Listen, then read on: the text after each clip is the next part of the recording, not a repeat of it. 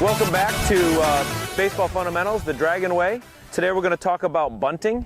We have Jerry here, a senior on our baseball team, and he's going to show us how he got 2 bunt base hits yesterday in the game. So the first thing you want to do is as you get ready to bunt, is you want to pivot your toes towards the pitcher. So you can see he turns both of his toes towards where the ball is coming from. He then gets into an athletic position, kind of a sprinter's position. He gets the bat out in front of the plate. And the important part here is he gets his hands behind the bat. So you want to kind of pinch it so that your hand doesn't get hit by the hit by the ball when you're trying to make contact with the bat. So he's got a light grip down here and he's got a light grip here. So he's kind of broken the bat in thirds.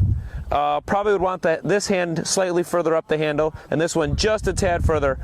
And now what we want to do is we want to make sure the bat is out over the plate. A lot of people will put the bat in front of themselves and then they miss the ball because the ball goes over the plate, not in front of themselves. You see he's got the bat on an angle.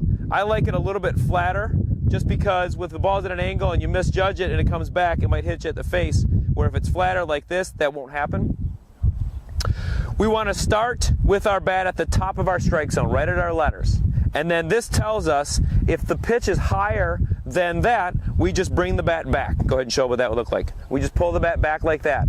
And we don't want to bunt a ball that's above this because the ball will likely end up being bunted in the air and then being easily caught. And it's easy for us to go down. If the ball is low, we can just bend our knees or we can just dip the bat down to go get it. One of the other things you don't want to do when you bunt is you don't want to jab at the ball. Show us what that might look like. You don't want to jab at the ball like that. With a bunt, we want the ball to go nice and slowly, getting it away from the catcher, but not hard enough to the pitcher or any of the infielders. And if you jab at the ball, it's going to go hard back towards the infielders and give them a better chance of throwing you out.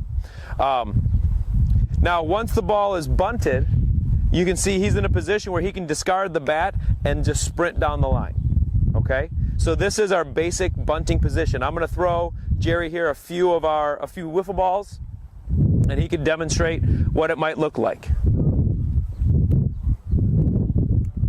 That'd be a perfect bunt down the first base line. You've got that one. Now, if you want to direct the bunt in a different direction, because when you bunt, you want to try to avoid bunting it towards the pitcher. You use your bottom hand. In this case, it's going to be Jerry's left hand to angle. So his left hand is going to push out to push it towards first base like this. And his left hand is going to pull in to angle it towards third base like this.